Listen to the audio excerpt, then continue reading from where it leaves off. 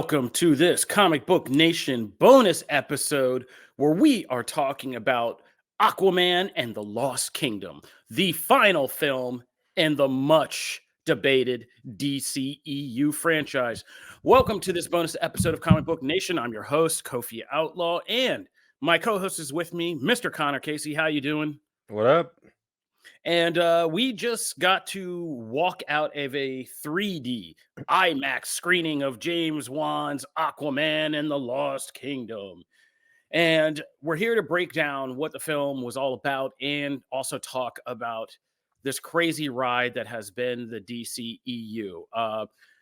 For background, if you guys are just getting into this because of this Aquaman episode, I've been doing this since I started over kind of in the early days of ScreenRant.com, where one of our biggest kind of breaks in content writing was about the launch of the DCEU. So this goes back for me in some very personal ways, and in a weird way, after the theater cleared out, I was just sitting there last night just thinking about, how everything that's happened since this franchise began to where it's ending and what's about to happen next. So we're talking about that at the end.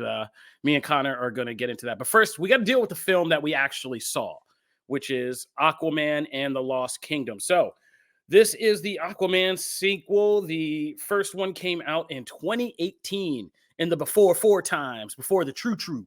Long ago. Yes. Yeah, it was a very different time. And Jason Momoa was this unlikely Aquaman cast by Zack Snyder. And it was kind of, we all didn't know how this film was going to go. And then it just blew up and became $1 billion box office winner in a way I still may never understand.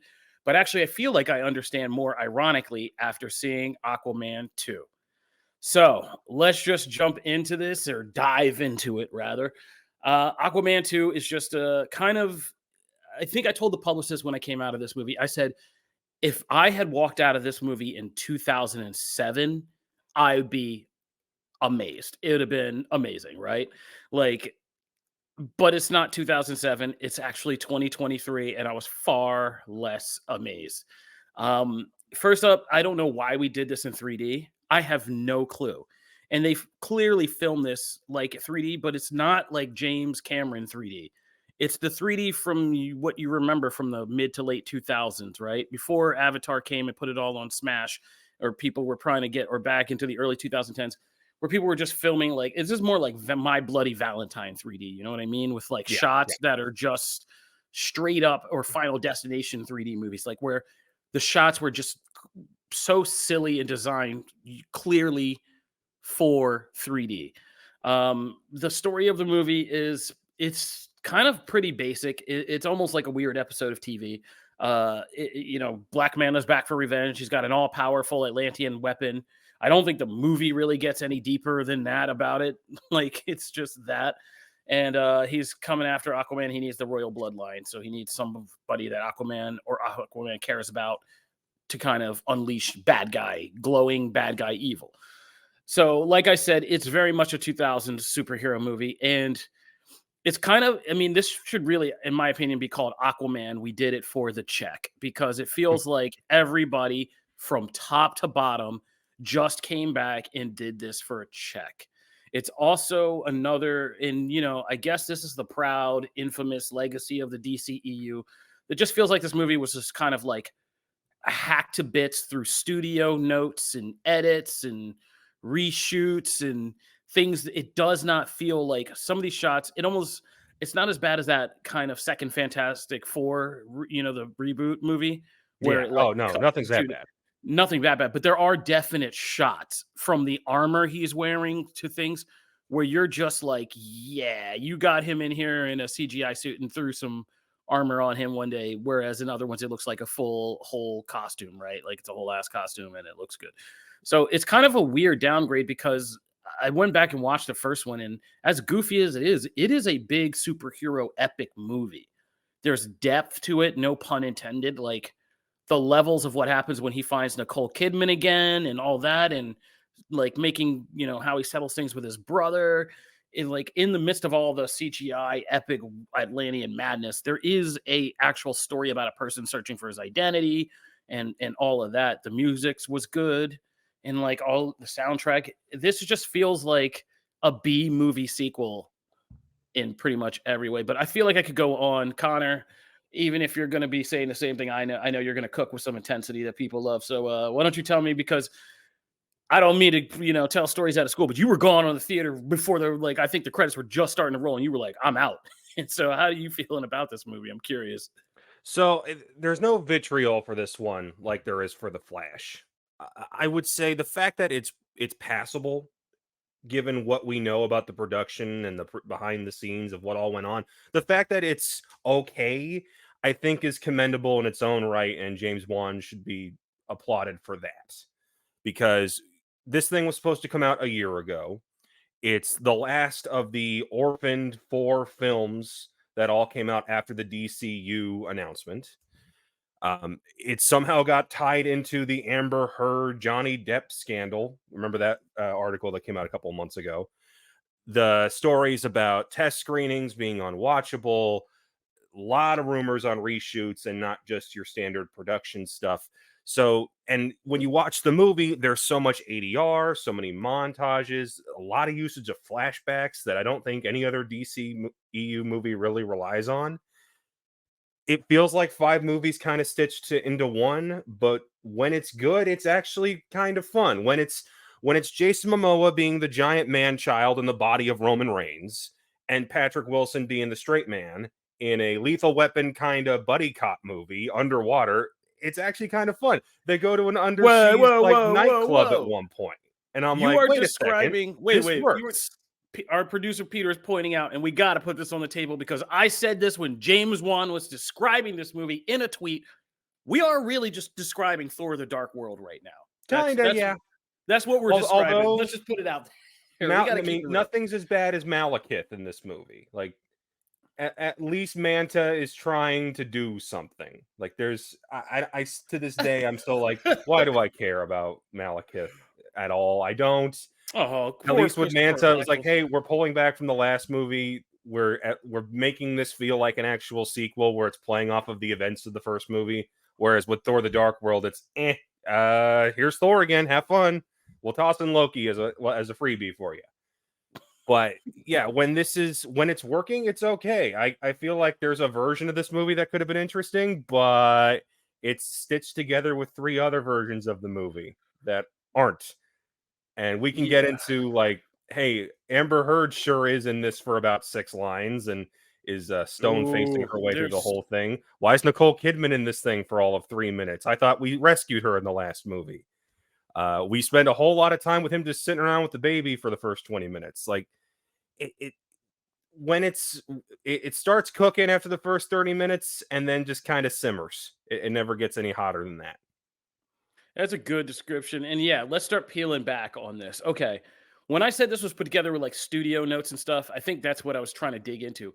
There is so much of the outside world that I feel like invades this movie, from the pandemic stuff to the DCU kind of announcement, like to just politics and stuff. Like, I remember Jason Momoa talking about this movie and him writing the script first, and I know that there was a version of this in the beginning that was much more about that kind of global unity, environmental message that's clearly in here. And then, like, but you could see where they were like, yeah, this is getting a little too serious and preachy. Maybe we should, get it. Because there was a couple times, like, I saw even people in our theater, and we are in Nashville. So, like, I saw a couple people in our theater when they were like, this is going to be a global like a global crisis is imminent, and some people were like, maybe, and I was like, oh boy. Well, Like, when it goes like, hey, you're melting the ice caps, and Manta just turns and goes, I'm not doing anything we weren't already doing. I just sped up the process. And it's like, oh, we're going there. Okay. yeah, so like there is that movies in here. There's like obviously a deeper DC movie about like, everything that is going on with this Atlantean history that they kind of then just gloss over with the king's brother, which is Which supposed to be an that obvious scene parallel, like to, that yeah. scene is so obviously was originally shot to be just a regular scene in the movie, and then they just say, have Patrick Wilson do a voiceover and we'll cut it into an abridged version. Yeah, right. And just so they just basically the Marvels did, like, yeah. We were like, oh, we're gonna do this epic history. Maybe. So yeah, that's all in there. And then there's obviously a family story with Aquaman, which they completely had to gut because I think I counted there is, I think, 2 scenes of him physically making contact with Amber Heard. And one of them is like you said, it's a flash montage at the end where they're just like snuggling with their baby together and their cheeks touch. And I think there's one of those in like the beginning. And Yeah. those are the only 2 scenes. And otherwise, I was like in this movie, like, is this baby like dealing with divorced parents? Like, even there's even a line where he says, when all that is like, he's talking about the pressures of the world. And he's like, but when it all like comes, all that matters is me and my little guy. I'm like, what about your wife, bro? Like, that just seems like an obvious.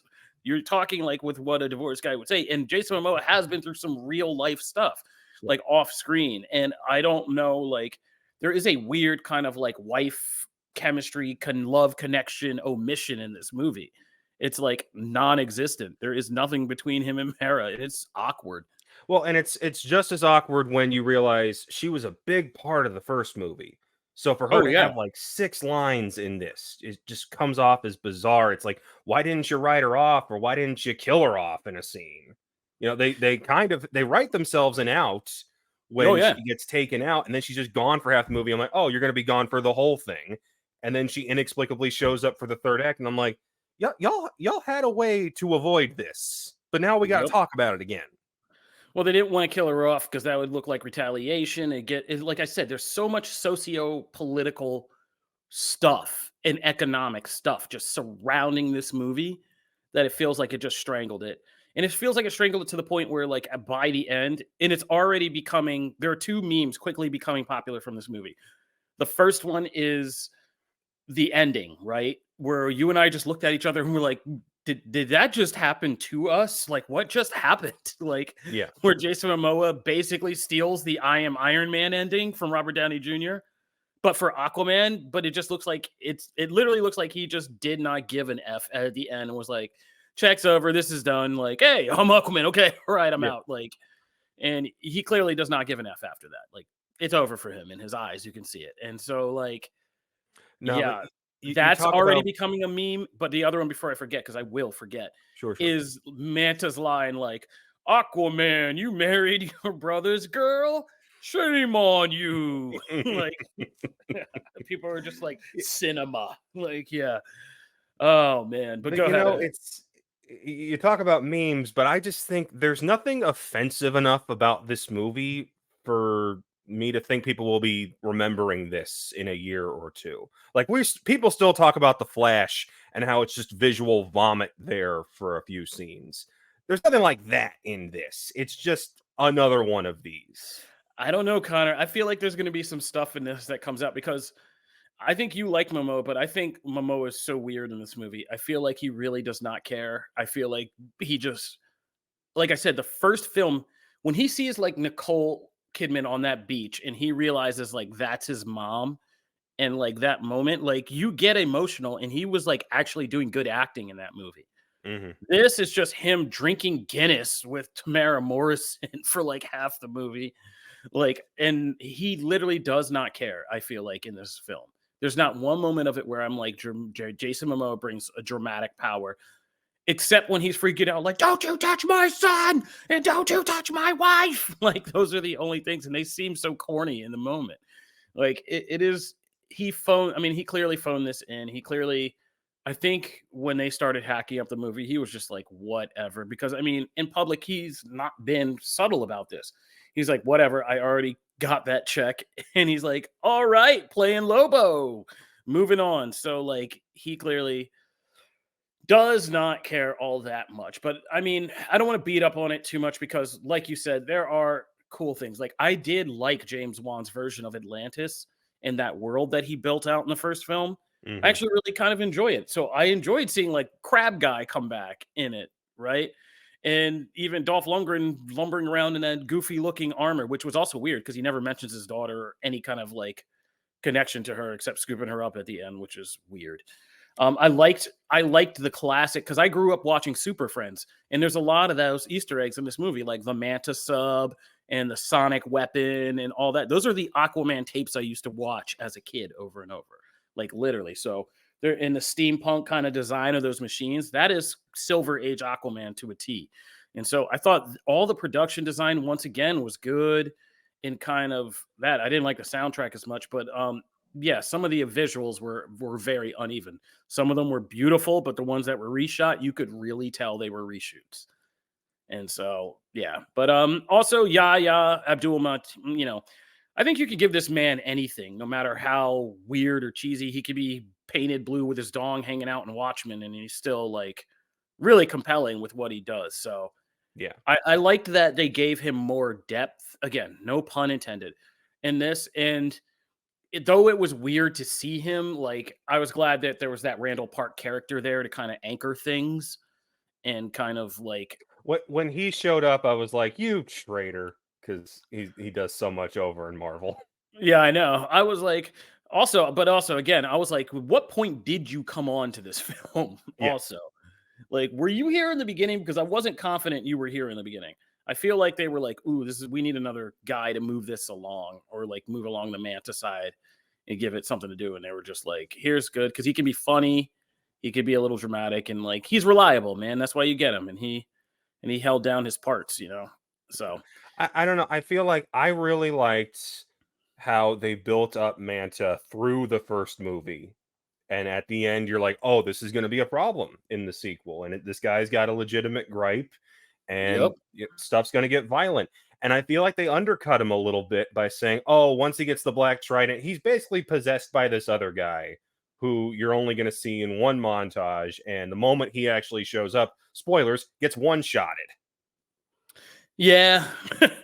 I Yeah, mean, when you put it like that, it is because they did kind of short him because he was a compelling villain with like a lot of levels. And they go back to it in this very cheesy way, but like there was a story here of Aquaman learning some lessons about like fatherhood and sons and him now having to deal with like what he did. Because I did like that Manta made him accountable for that first scene in the sub when he just mhm. leaves a man to die and he's just like, let the sea, find you mercy. And he's an asshole. And so like now that he's a dad, there was kind of a way to bring that full circle in a powerful story about him. Then when he finally does extend mercy to Manta and be like, yeah, I was wrong for that. But again, it's like you said, it's lost somewhere in those other 5 movies that we're dealing with. Yeah. So yeah, the Amber Heard thing, I am never gonna get over that. Like, yeah, studios are Well, so wild, man. the Like, fact make a that we decision. know Elon Musk called and threw a hissy fit about it tells me that they added in scenes to keep her in this thing. And it's like, I don't want anything to do with that idiot. So I kind of hate that his fingerprints somehow made their way into this movie. Yeah. Oh, good lord. Yeah, it is such a weird thing, and to take like the mother role out of like a thing where like it's about a baby too, like it's such a weird dodge that they're doing here. But you know, Hey, at least Patrick Wilson gets to have fun. Here's the dork from the Conjuring movies getting to put on the super suit and have some action scenes. I did get a kick out of that. oh yeah, no, I like the thing on the beach when he's crawling and then he gets like instant Captain America when the ocean waves wash over him. Yeah, Like, no, Patrick Wilson has been, I think, like what they did was smart. They did something like take a risk on somebody like Momoa, but like everybody they got around him, like from Nicole Kidman to Tamara Morrison to Patrick Wilson, like these people like bolster this stuff. And William Defoe in the first film, like these people like kind of bolster things. And so like, yeah, Patrick Wilson, I mean, he stepped in, and you would never expect him to step in and Tom Hiddleston in it, but he definitely pulled out the kind of like straight, stiff guy charisma to kind of make a great foil to like what Momoa was doing with a very seemingly permanently drunk Aquaman in this. producer Peter's got an interesting take about Guinness and how that puts those first couple scenes in a new light.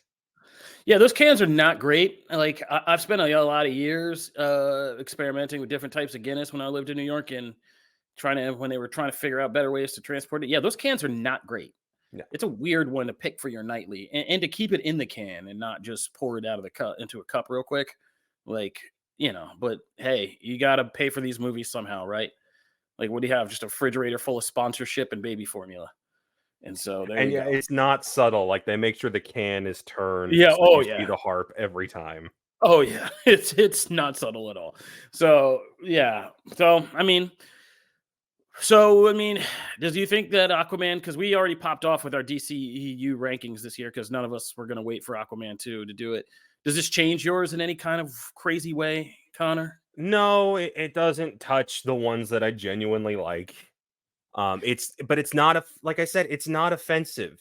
Like it's not the Flash. Like this didn't make me angry. It made me bored and then entertained and then just kind of meh. So I'm in going to that say sense, it's like something. I can't hate this the way I hate Flash. I know this, like if people do their rankings for this year, I don't blame you if Shazam 2 is below this. Oh, was Um Shazam 2 this year? Oh yeah, my Shazam 2 God, is it's this been a year. long year. Yeah, So like there's been this four isn't DC Black movies. Adam where it Okay. puts me to sleep, but it's obviously it's not the Suicide Squad where I'm entertained from start to finish. So if we redid the rankings, this would wind up somewhere in the middle. Okay. So I forgot Shazam 2 was out this year. All right. So first of all, I did fall asleep at a portion of this. So I missed the scene. Did they do the scene where, oh, I also went to the bathroom at a certain point. They did do the scene where he knocks the bridge down by running into it. Was that in Yes, they here? did that one. And then they Okay. they actually call back to that later where they're Yeah. like, "Oh, it's a metaphor." Yeah, but your metaphor just saved the world.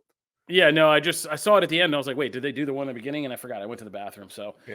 it could have missed that one, but I did not off for a second in this movie, and I heard myself snoring. So then I woke up because some of it was just in the middle was kind of yeah. But all right, if I had to rank it, I forgot about Shazam 2. So no, Shazam 2 is still at the bottom. So my rankings for this year actually go for DC movies would be Blue Beetle, Flash, this, and then Shazam 2. I think you would flip this and Flash probably. Yeah, yeah. Okay, well, fair enough. All right, so let's talk about the DCEU.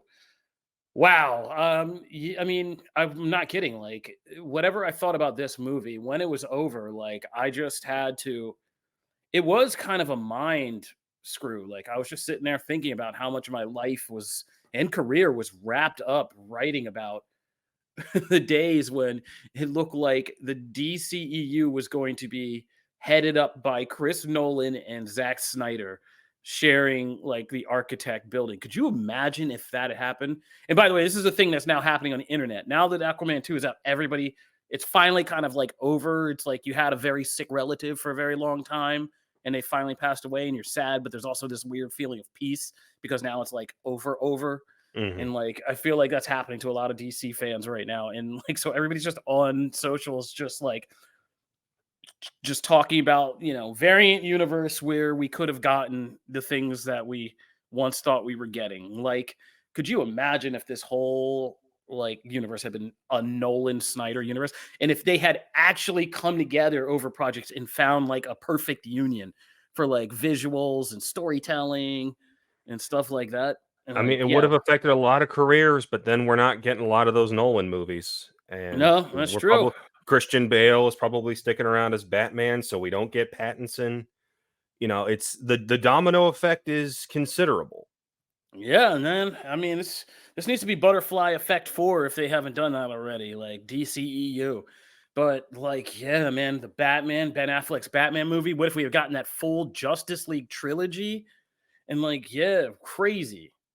And like, what if it had It all held up? What would Well, these when you solo say it movies like have that, I been? feel in some way we dodged bullets because I don't wanna know what a Batman movie would have done to Ben Affleck's mental health. Because that poor guy after BVS was like, "Get me out of here, please." Oh yeah, no, he was in a bad place. Yeah, that's definitely true. But I feel like but do you remember the days when like we were gonna get where he was going to star in, write, and direct it, like, after The Town and stuff had been Argo had been popping off, like, Mhm. that would have been kinda crazy, and if it was, like, a Deathstroke versus Batman movie, like, that would have been, like, a hard-boiled Deathstroke kind of Batman noir movie, like, that would have been crazy, like, Batman just trying to, for once, dodge, like, this master assassin who's just kinda taking apart his life and figuring out who he is and stuff. Like, that'd have been nuts, man, that'd have been crazy. And Oh. hey, I got the Batmobile from the Batman over here, so If that doesn't show my fandom at all, I don't know what will, because I enjoyed the hell out of that one, and I'm glad we have that one, and I'm glad we're going in that direction.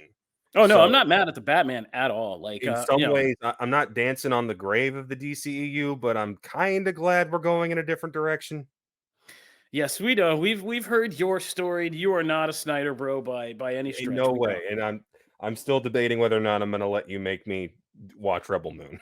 Hey, you got to do your goddamn job. You got to go and watch this. So, you by the time we this comes out, you need to have seen Rebel Moon because you got to talk about it comparatively to the DCEU stuff. And yeah, we need non. Otherwise, they'll call us biased. You got to represent for the non Snyder Bros and keep it Mm. honest. So yeah, man, it's been a weird run.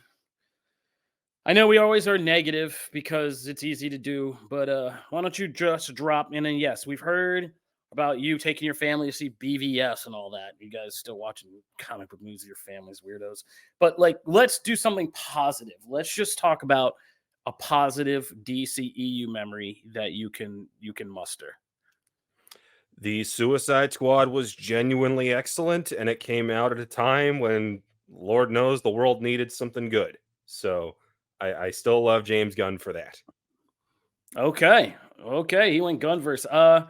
Mine would be kind of the first time I saw Wonder Woman's No Man's Land scene. I've already talked about it. I was, great. I was lucky enough to be one of the first few invited through the door of the Edit Bay, Patty Jenkins, when she was working in London, and I got to go over there for comic book and be one of the first to see anything from Wonder Woman. And I saw a couple key scenes, and the final sequence I saw was the No Man's Land scene, and I was just like, wow, I knew that that was going to be a moment where all the negativity of the DCEU before that was going to stop and have to kind of take a pause because this was going to be something that really, really struck a chord with like mainstream movie viewers. And I wasn't wrong about that. And that was very validating. And producer Peter dropped his, and he said the Peacemaker intro, best DCEU thing ever. The Peacemaker dance at the intro was very good. So I mean, nobody's going to really argue with that there. And that whole series was really good, and arguably is still my favorite extension of these kind of superhero movie universes onto the small screen. Would be pretty much Peacemaker. So Well, yeah, and that's kind of why I'm not mourning the death of the DCEU, because my favorite stuff from it is sticking around in a way. Like Gunn, I don't know if anything from the Suicide Squad is going to continue beyond Peacemaker season 2, but we are getting that Waller series. So yeah. his little pocket of it is sticking around, and that was my favorite. Yeah, I mean there is some good. Yeah, there are going to be some good holdovers, but I think it'll just be for me and people like me. Like there was just this weird, always going to be this case of what if, like what if we had gotten like a complete version of Snyder's things on whatever format or however we got them, like two movies. What if we had gotten the original Suicide Squad we saw David Ayer make in that awesome Comic Con trailer? Like, there's always going to be this weird, unsettled feeling of kind of being, I don't know, not cheated, but just like it never feeling quite clean. Warner Brothers kind of feels made it feel kind of dirty throughout the whole thing, and I really am hoping that like with the DCEU or the DCU, we just get a fresh, clean start creatively wise, and that Gunn and company are allowed to just do whatever they're going to do, whatever swing they're going to take, without like a nuts ass studio coming in and just like messing with it and screwing everything up. So here's to 2024. Here's to the launch of Creature Commandos late next year, which will kick off the DCU. And hopefully, this Superman Legacy movie will be the start of something we can all come back and enjoy. Because at this point, like the heydays of the 90s or the late 2000s of being able to just unabashedly love DC movies and celebrate them with bunches of people, it feels like another life and feels like another life I would like to get back to. So here's hoping. Here we go. All right, Connor Casey, you have any final thoughts about Aquaman and the Lost Kingdom or the DCEU and its legacy? As far as Aquaman goes, there's a lot of movies that come out this week because it's Christmas. I would say go see Wonka if you got the family, because it's whimsical and funny. If you want the serious drama, go see the Iron Claw. I haven't seen Ferrari yet. I I feel did like the go see buzz the off. Iron Claw. Go see Iron Claw, yeah, because Yeah, feels like the bloom is off the rose from the awards, not the awards, the film festival hype that one had kind of generated. Feels like the bloom is off that rose. So go see those two. If you really want to see Aquaman, you're not gonna hate it. It's just you're not gonna remember it in a week. yeah, go. It's matinee viewing for sure. If you're looking for something on like post Christmas afternoon, it's matinee viewing. You're safe with that. I am deep in screening season, so I've been seeing tons of movies. If you're more of a cinephile, well, we'll talk about that on the regular show. What am I doing? That's a good time to plug Comic Book Nation. We are a whole growing universe of podcasts. This week alone, if you have not been subscribing to us, you should on your favorite podcast platforms and our YouTube page.